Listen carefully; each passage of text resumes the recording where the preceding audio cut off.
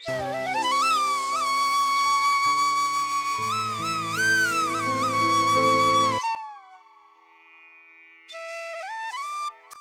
ठंडी हो जाएगी रामलाल, कुछ सोच रहा है का? सोचता तो हूँ सीमा, पर अब मन भी थक गया है। फसल भी इस बार सही नहीं हुई। पैसे का इंतजाम कैसे होगा? बच्चों की फीस भी बाकी है। संदीप बोल रहा था स्कूल से निकाल देंगे अगर पैसे ना दिए। दूर से संदीप की आवाज आती है। वह भागता हुआ आता है। बाबा, बाबा मास्टर जी ने बुलाया है। कह रहे हैं आज ही पैसे ले आओ, नहीं तो कल से नाम काट देंगे। इतना कह दिया मास्टर जी ने? अच्छा, मैं खुद शाम को मिलाता हूँ उनसे। हम कब तक लोगों के सामने हाथ फैलाते रहेंगे रामलाल? कभी पैसे तो कभी अनाज, कुछ समझ नहीं आता अब। सीमा, और क्या करूं? खेत में इस बार पानी ही नहीं था, ऊपर से साहूकार का ब्याज अलग। भगवान भी अब मुंह मौत दलिया लगता है। बाबा, क्या हम कभी शहर जा सकते हैं? वहां तो सबके पास पैसे और अच्छे कपड़े होते हैं। शहर? बेटी, वहां सब कुछ बाहर से चमकता है, पर दिल में वही गरीबी रहती है। अपने गांव का सुख अलग है। रामलाल की बातें सच्ची थीं, मगर हालात उसकी सच्चाई पर भारी थे। उसकी आंखों में उम्मीद की हल्की सी रोशनी थी, मगर उसे मालूम था ये रोशनी कब बुझ जाएगी, कोई नहीं जानता। रामू, जमीन तो बंजर हो गई है, कुछ भी बोए उगेगा नहीं। सच कह रहा है शामू। मेहनत तो बहुत की, पर पता नहीं किसकी नजर लग गई। एक बात बोलूं, कहीं से कर्जा ले ले, नया बीज ला, शायद इस बार किस्मत पलट जाए। कर्ज ही तो मेरी जान खा रहा है श्यामू। हर साल कर्जा, हर साल उम्मीद, और हर साल वही हार। पर बिना कोशिश के कुछ नहीं मिलेगा। एक बार और देख ले भाई। पता नहीं इस बार अगर फसल ना हुई तो बच्चों को क्या मुंह दिखाऊंगा। तो दोस्त खेत में खड्डे थे। आसमान की ओर देखते हुए मानो बारिश की आस कर रहे हों, मगर बादल कहीं दूर थे।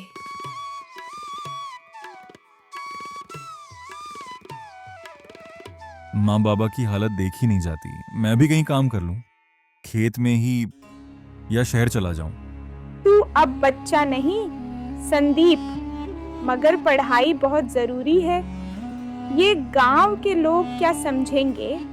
छोटा सा बच्चा काम पर लग गया। माँ बाबा टूट रहे हैं, उनकी मदद तो करनी ही पड़ेगी। सीमा कुछ बोल नहीं पाती, बस बेटे का सिर सहला देती है। एक माँ की मजबूरी, एक बेटे की चिंता, दोनों की आंखें भीगी हैं। कहीं मैं ही तो मूर्ख नहीं बन रहा?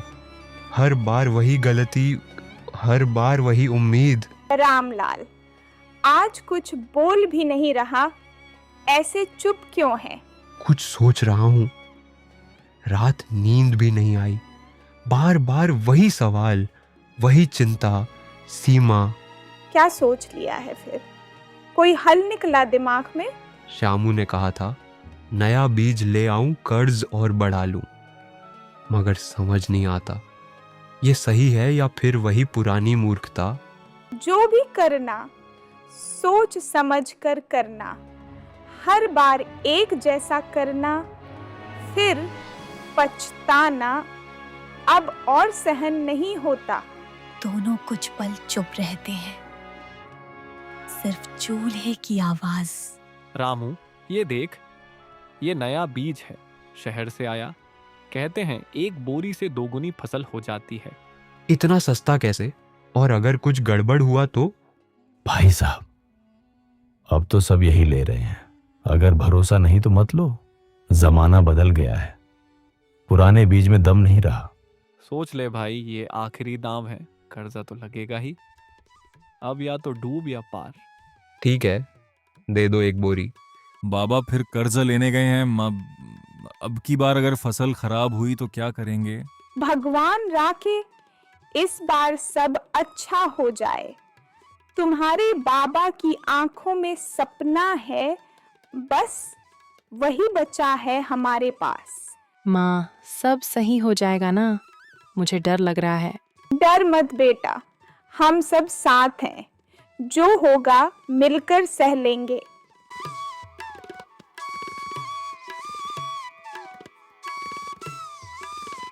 देख बेटा, बीज ऐसे डालना है, मिट्टी को हल्का छोड़ना। दिल से मेहनत करेगा तो मेहनत भी रंग लाएगी। बाबा, इस बार हम दोनों साथ हैं, आप अकेले नहीं हो। तू बड़ा हो रहा है संदीप, अब तुझ पे भरोसा भी है और गर्व भी।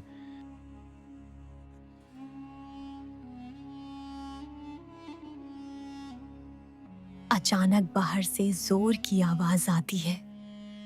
गांव का सूदखोर साहूकार दरवाजे पर आ जाता है। रामलाल, कर्जा चुकाया नहीं, ऊपर से और कर्जा ले लिया। याद रखना, इस बार अगर पैसा ना लौटा तो घर छीन लूंगा। बस कुछ दिन और साहूकार जी, फसल उगने दीजिए, पैसा लौटा दूंगा। हर साल यही बोलता है, इस बार दया नहीं करेंगे हम। सुन ले रामलाल। सूदखोर चला जाता है। परिवार सदमे में शांत। अगर फसल नहीं हुई तो रामलाल? कुछ नहीं होगा, भगवान है ना, इस बार सब ठीक हो जाएगा। घर के आंगन में रात उतर आई थी, मगर हर किसी के दिल में डर और उम्मीद की अजीब जंग चल रही थी। सबकी आंखों में एक सवाल, क्या वाकई किस्मत पलटेगी या फिर मूर्खता की ये कीमत बहुत भारी पड़ने वाली है। भगवान, अगर मेरी मेहनत में खोट है तो सजा दे, लेकिन बच्चों को मत देना। बस इस बार फसल उगा दे, तेरे आगे हाथ जोड़ता हूँ। बारिश आई तो गांव की धरती में हरियाली लौट आई। रामलाल के खेत में भी अंकुर फूटने लगे। उम्मीदें फिर से जागीं, पर किस्मत की चालें अक्सर इंसान की सोच से अलग होती हैं। देख रामू, बीज तो अच्छे उगाए। ये देख, हर तरफ हरियाली है। इस बार किस्मत शायद पलट जाए। बाबा, आपने बोला था ना, मेहनत रंग लाएगी। अब की बार तो हमारी फसल सबसे बढ़िया होगी। अभी कुछ कहना जल्दी है बेटा, जब तक फसल घर नहीं आ जाती चैन नहीं मिलेगा। कुछ देर तीनों खेत में चलते हैं, हर पौधे को छू छू कर देखते हैं। अचानक श्याम नीचे झुकता है, कुछ पत्ते उठाता है। रामू, ये देख, पत्ते पीले पड़ने लगे हैं।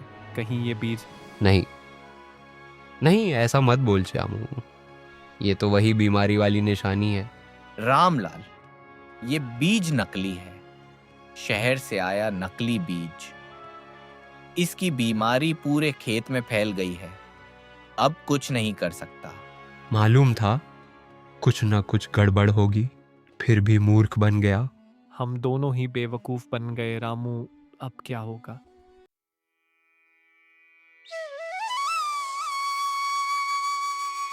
अब क्या करेंगे रामलाल? घर भी नहीं बचेगा, साहूकार अब की बार सब छीन लेगा। मैं शहर चला जाऊं बाबा, कोई मजदूरी कर लूंगा। नहीं बेटा, मेरी मूर्खता की सजा तुझे नहीं दूंगा, ये मेरी लड़ाई है। माँ, हम कहाँ जाएंगे? जहाँ साथ हैं वहीं घर है। सब ठीक हो जाएगा, सब ठीक हो जाएगा।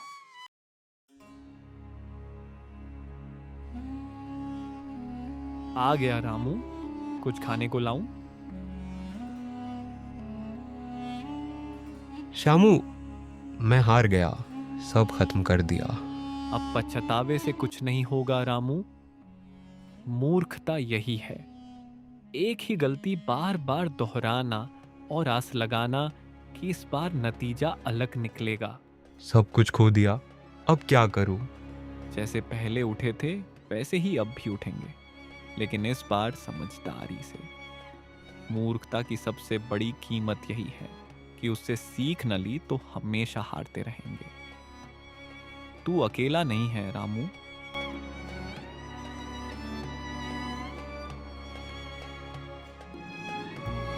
रामलाल, अब वक्त आ गया है कर्जा चुकाने का। ये घर अब मेरा है। ठीक है, ले जा घर, लेकिन याद रखियो, इंसान को सब कुछ छीन सकता है, उसकी हिम्मत नहीं।